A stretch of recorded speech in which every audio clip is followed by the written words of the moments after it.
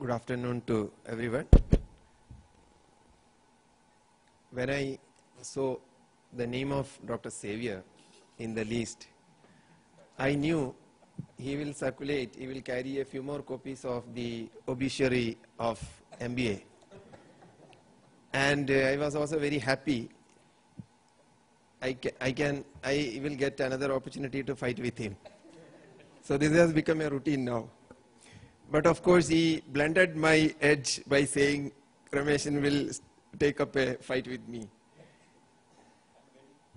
See, we all laughed listening to him saying that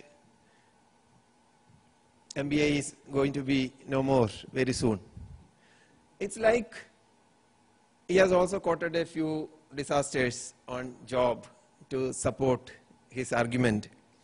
It's like picking a few accidents on the Rohtak road, a few accidents on the Madura road, a few accidents on the Hapur road, and then concluding that within the next few months, vehicle sales will be stopped. Nobody is going to buy vehicle.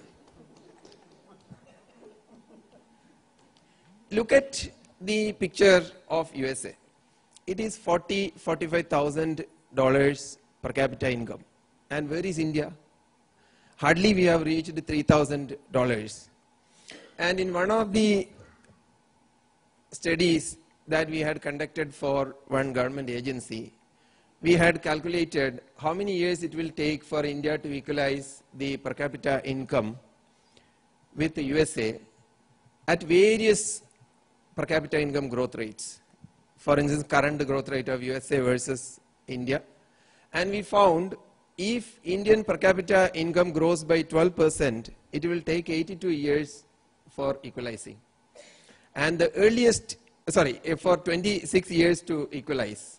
If the difference in per capita income growth is 12%, it will take about 23 or 26 years.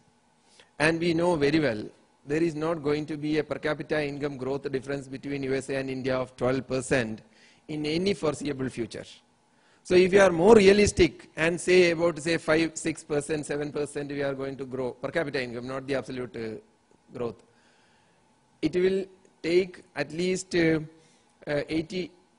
anywhere between 50 and 80 years.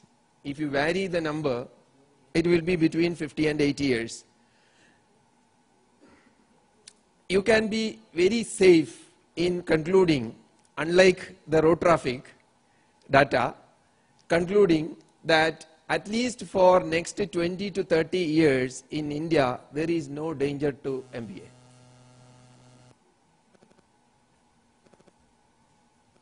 The most important point is that he said technology. Technology has taken over the middle employment. Where did the technology contribute to the employment? Who are the ones who are providing through technology the services? Maximum job in the technology category has been outsourced to countries like India, China, and so on. And in the last 10-20 years, our employment has been growing. We have been growing mainly because of this IT and related outsourcing. And in the coming years, more and more such jobs are going to be outsourced because USA, as he rightly said, is moving towards more of value-adding jobs. So it is not that when USA does that, everywhere else in the world, same thing will happen. They have reached a certain stage. We also need to reach that stage for us to experience what they are experiencing today. And the other aspect is that inflation is a factor. The costs have increased, but along with that, what is the increase in the cost of other items of day-to-day life? Food cost, for instance. In the meantime, when the fees increased in IIMs or other private institutions, was the cost of living remaining stagnant? If that is the case, we can say that relatively education has become costlier, including management education. That was not the case. We all know in the last 20 years, the prices have tremendously increased on each and everything, except for a few maybe electronics items, etc. And if we make a comparative analysis, we will find the fees have not grown disproportionately. Maybe in the past, due to government regulations, our fees have been much lower, which got corrected because of the free market mechanism. That is why we feel that suddenly fees have gone up.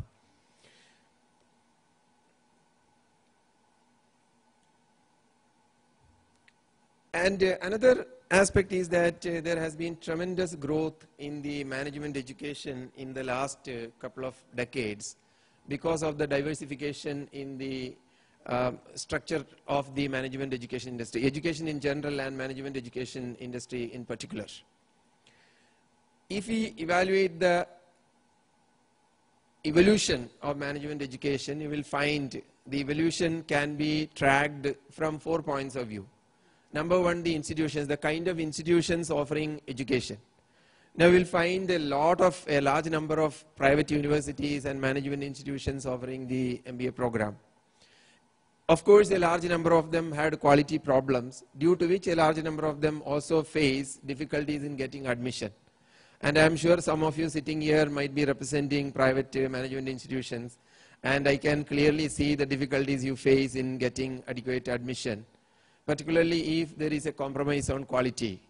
But where there is no quality compromise, there is adequate number of applicants. There are adequate number of applicants. For instance, CAT alone is being written by more than 200,000 people, whereas IIMs are offering only 3,000 seats per year. Where are the 1,97,000 people going? They need good education.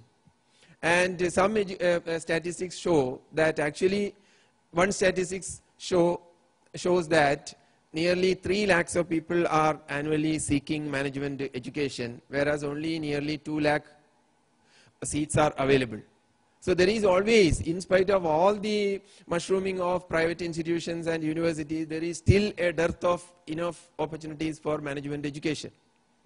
And then Indian economy is growing. In spite of the slowdown, we still grow at 5%, 6% rate. And when that is corrected maybe in another couple of years, and our growth rate goes to 7%, 8%, that growth is at least going to be reflected in the job availability, the number of graduates required for in the MBA field, etc. And another thing is that in the past, maybe with the exception of 10 years, last 10 years, the management enrollment has not been very big. In a population of 120 crores, 3 lakh management seats, even that is not a very big number. And we know over the next 10, 20, 30 years, we are going to have more of young people in the population than the older people. When such a large growth is happening in the population and in the age segment, there is always scope for enough of MBA seats. And I don't think there is any danger. That is my assessment, and I don't jump. Yeah, I'm giving your money. I don't think there is going to be a danger. Of course, the teachers find always difficulty in stopping, but I have to stop. But definitely there will be a trend. There will be a trend. As I said, institutions, the kind of institutions that will come up may change, including the quality of institutions. Foreign institutions are likely to enter. Already some signs have started coming with the collaboration with Indian institutions. So over the years, the foreign presence may increase. The second part is the type of program that will be offered. Like he said, the 2-year MBA, will it be universally accepted anymore? There could be some doubts on that.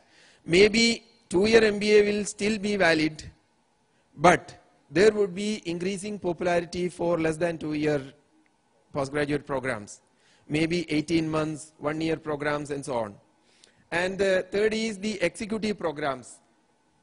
What are the delivery modes? Earlier, there was a traditional method, that is the full-time MBA, full-time in the campus. But in future, there is going to be more and more popularity for executive-based management programs, whereby the full-time in the campus may not be feasible, because then the cost is going to be very high, reflecting what he said, the next speaker. But people will be looking for more convenient programs. Convenient programs would be working executive programs, evening programs, distance learning programs, and so on. And also short-term programs, which will be taking care of the time constraints of the MBS management education seekers, their cost, their other conveniences, and so on. Of course, there are a lot of other things to say, but since he has already given the bell,